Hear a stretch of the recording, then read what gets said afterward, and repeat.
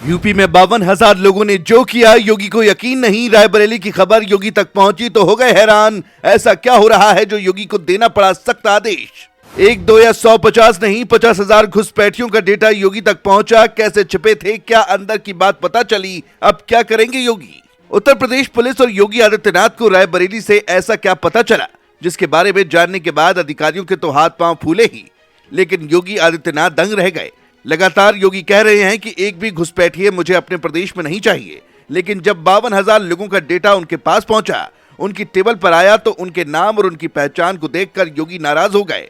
ऐसा क्या योगी आदित्यनाथ को दिखा, क्या खेल रायबरेली से हो रहा था, इस वीडियो में जानेंगे तो आप भी कहेंगे बाबा जल्दी करो। योगी का साफ आदेश है कि घुसपैठिया मुक्त प्रदेश बनाना है, जिसके लिए अफसरों ने ताकत झोंक दी है। ऐसे में सवाल उठता है कि आखिर कहां है ये 53,000 घुसपैठिए, कहां इनके कागज पत्र मिले, कैसे रायबरेली से खेल होने का दावा किया जा रहा है, चलिए समझते हैं। दरअसल घुसपैठिया मुक्त बनाने के दावों के बीच रायबरेली से जो तस्वीरें सामने आई हैं, उसने प्रशासन से लेकर सुरक्षा एजेंसियों तक को चौंका दिया है। खबर है कि सलोन क्षेत्र में फर्जी जन्म प्रमाण पत्र के जरिए संदिग्ध पाकिस्तानी, बांग्लादेशी और रोहिंग्या लोगों को भारतीय पहचान दिलाने का ऐसा जाल बिछाया गया, जिसकी किसी ने कल्पना तक नहीं की थी।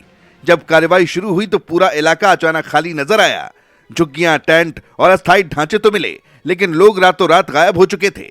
जांच में यह सामने आया कि रायबरेली जिले में 52,000 से ज्यादा फर्जी जन्म प्रमाण पत्र तैयार किए गए। इन दस्तावेजों के जरिए न सिर्फ पहचान बनाई गई, बल्कि कई नाम वोटर लिस्ट तक पहुंच गए। सबसे ज्यादा गड़बड़ी पालीपुर, नूरुद्दीनपुर और पृथ्वीपुर पंचायतों में सामने आई, जहां रिकॉर्ड के मुताबिक हजारों जन्म प्रमाण पत्र बनाए गए थे। जब उस इलाके में जांच टीम पहुंची, जहां से फर्जी प्रमाण पत्र बनने की बात सामने आई थी, तो हालात बेहद चौंकाने वाले थे। जहां पहले झुग्गियां और लोगों की आवाजाही थी, वहां सन्नाटा पसरा हुआ था। सिर्फ टूटे हुए टेंट और खाली ढांचे बचे थे। स्थानीय लोगों का कहना है कि जैसे ही जांच शुरू हुई, संदिग्ध लोग रात में ही अपना सामान समेट कर निकल गए। जांच एजेंसियों के मुताबिक ग्राम विकास अधिकारी की आईडी और पासवर्ड का दुरुपयोग कर सरकारी पोर्टल CRS पर फर्जी एंट्री की जाती। इसी सिस्टम के सहारे जन्म प्रमाण पत्र बनाए गए। इस पूरे नेटवर्क में ग्राम विकास अधिकारी विजय यादव, जन सेवा केंद्र संचालक जीशान खान, सुहेल और रियाज की भूमिका सामने आई है। बताया जा रहा है कि महज 600 रुपए में जन्म प्रमाण पत्र तैयार किया जाता था। पकड़े गए आरोपियों से पूछताछ में यह भी सामने आया कि इस नेटवर्क के तार कई राज्यों तक फैले हुए थे।